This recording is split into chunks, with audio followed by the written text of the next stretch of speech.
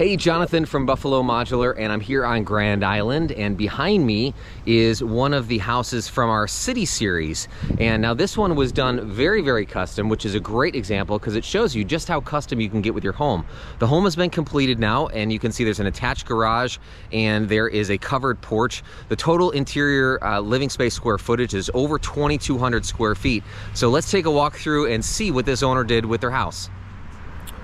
So I'm just going to pause right here as we kind of look at a bunch of different elements of what they've done, because this is a really unique build in how they've done this. So you can see we have 1, 2 boxes there, and then tucked behind, if you can see it, 1, 2 there. So it's technically 4, and then there's this attached covered porch off of the dining room, living room space, which we'll get a chance to see. And then they did some really interesting things here. Right on the front here, this is the master suite. So you got a transom window that's going to sit over top of where their bed's going to be, and then you got these 3 windows, stacked windows here, and then to replicate that, they did it here and then also on the side here as well. Really unique design, and I love the fact that they've done a really unique custom front door which mimics the windows and the interior doors, which you'll see in just a minute. And they've also done that with their garage door. You can see they did the 3 stack of windows on the garage door as well. Now this is a Brunswick siding. It's a really, really dark gray. It's not quite black like a tuxedo color finish, but it's a really, really dark gray.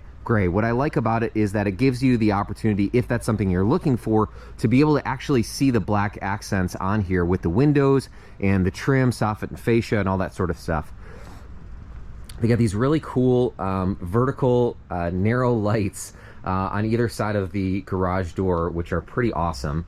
And then a little covered front entrance here, which is really, really nice. And I love the design element of this. This space here was built on site, excuse me, on site, okay? This is the exterior wall of the main house that came from the factory, okay? I'll take my shoes off because it is dirty out there. So we'll look at the garage here just real quick. So 20 by 20 garage, already being used, not quite in the house yet, but already starting to use some stuff here. And then this is the Craftsman trim. Now there's a couple different ways that you can do this, but this is the Craftsman trim package that comes with the City Series. You get this big bulky baseboard and then also trim around your doors. No trim around the windows because you do the drywall wrap for the windows. But as we kind of look and see as we walk into the house, you got obviously this coat room space, which will be decked out with cubbies and all sorts of stuff in there, bench and those sorts of things. And then you come into the main house right here. Typically on the house design, your door would either be here or here in the living room space. The nice part about this is it really increases the amount of living room space that you have, which is really, really nice. And you can see, obviously, they already got their dining room table in here. It'll go roughly there. Probably scooch it over a little bit closer to the kitchen, but generally speaking, probably right about there. This is the nice part, actually, just to mention this, about recessed lights.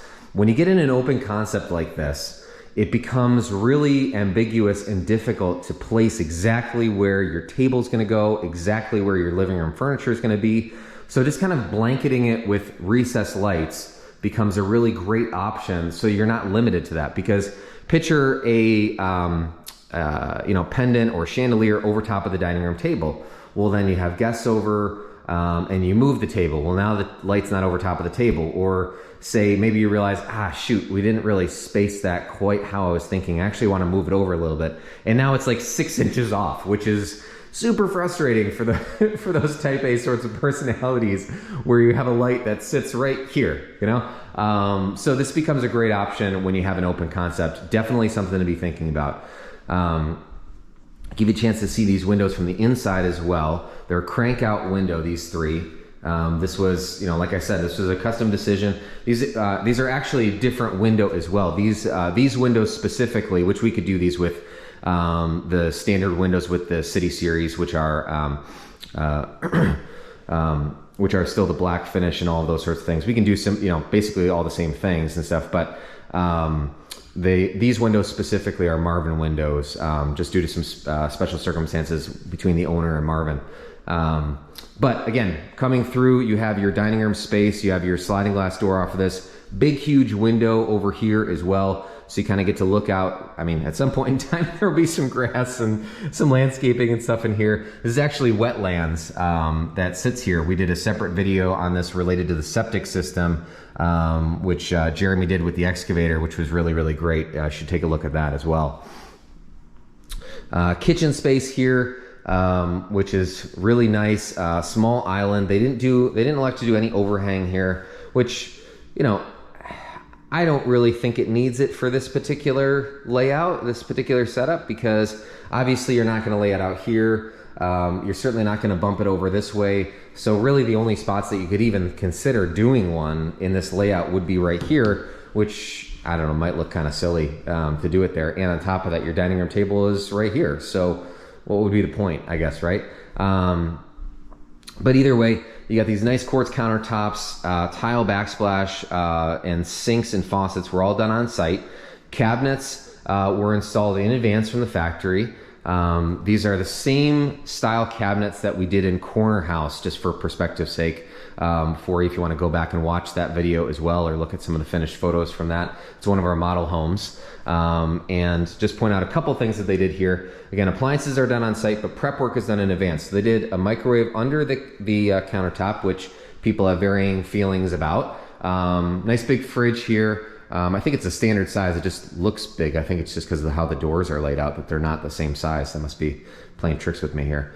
Dishwasher, sink, garbage pull out, and then a Lazy Susan tucked in the corner, and then a slide-in range here as well, or freestanding range, I mean. Vented range hood out the side on this. Sometimes you'll see it vented out the roof. Typically you're going to try to vent it out the side just because it's a shorter run, a little bit easier to do, but you're definitely going to want that always vented out side. So as we come in, you got a pantry space here, okay, with a pocket door. I think this is a great spot for one. Okay, pocket door. But the big thing that I want to point out is I was loving these 5-panel doors that were done. This is certainly an option that you could consider. It fits really, really well with the house, between the windows, the front door, the garage door, all of these different elements that they've done that really tie everything together really, really nicely. So on the first floor here, you got a bedroom space with a pocket door here to allow for access to the bathroom. So it becomes a pseudo suite. Hello. And then stand-up shower in here, okay? And because it says a door from the hallway, they didn't feel the need to do any half bath or anything like that here on the first floor. You have a closet here, tucked in here, and then this beautiful office space with the double door here to the office, with nice big windows in here as well. Again, a big huge window facing off the back, which I love. This will be beautiful space here. I mean, you know, the wetlands actually look really, really beautiful in the, you know, spring and summertime and that. So as we come around, you have your basement access. We'll go through that last. We'll go to our basement last. So let's go upstairs. One thing I want to point out to you here on these stairs, same thing was done on the basement stairs. These are just a pine stair.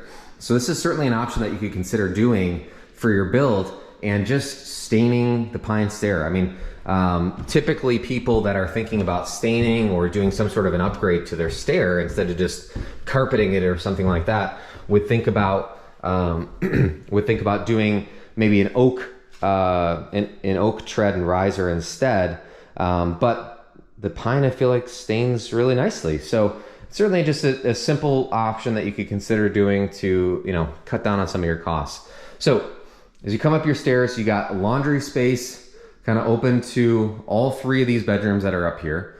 You got 2 bedrooms on the back. We'll go through these first.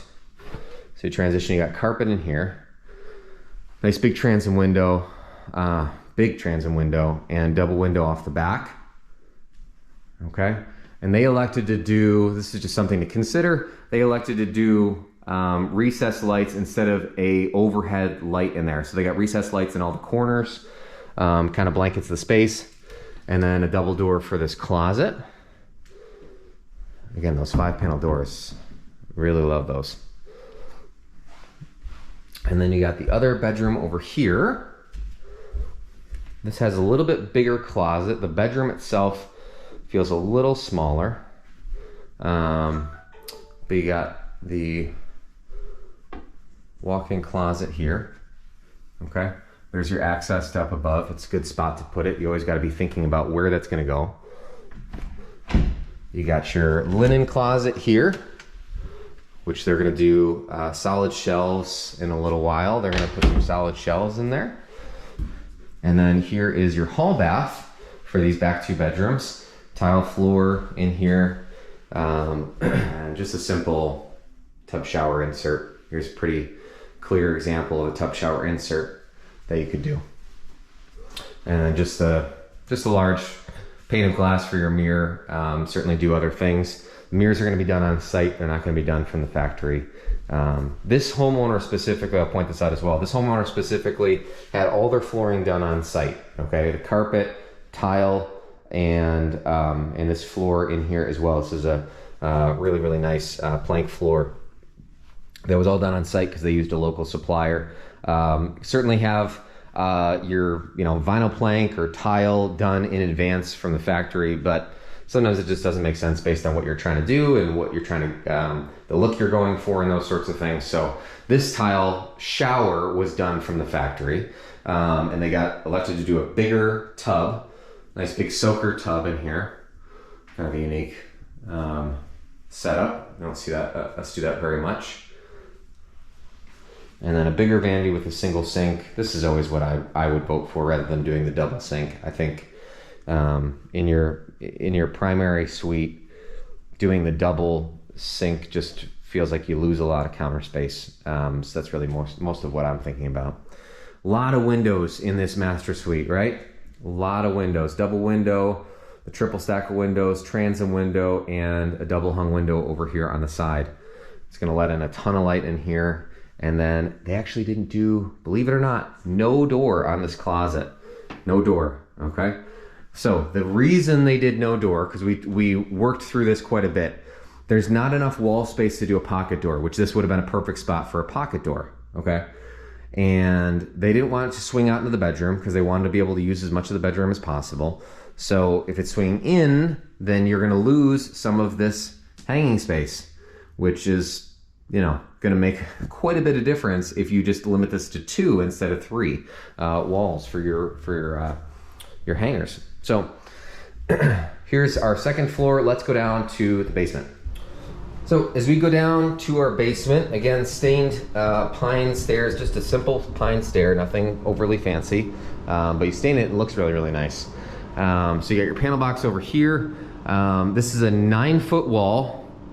Okay, 9-foot wall, keep that in mind because you got your ductwork that's coming in underneath, right? So your ceiling height in here, if they did a finished ceiling in this, you're gonna be about 8'2", right? 8'2". So when you're thinking about that, you think, oh, a 9-foot wall, that's really big. Well, it actually brings the ceiling height down to a more normal ceiling height size. So with that being said, sometimes when people are doing like a walkout basement, we would recommend actually doing a 10-foot wall because it allows for a 9-foot ceiling in that basement if you have a finished ceiling. Tankless hot water here, your furnace over here, egress window, awning style window there and here. Yeah, just the 2, I think they did, just the 2. That's pretty standard to do just the 2. And then I think they were gonna actually use this as kind of like a cold storage, and that they might actually just do a full-on freezer space down here. It's kind of this cubbied off space because this is, if you can picture with me, this is the garage wall, this is the front door, and then this is that wall where the stairs are going up to the second floor. So we're underneath that breezeway space there that was built on site, which is why you see the superior walls come here and then come over here. Hey, I hope this helps you as you're considering your building project to be thinking about where you're going to start from for your build and where your build is going to land. We get plenty of people that come in with custom plans and things that they've had done from an architect already because they were originally intending on having a site-built home built for them.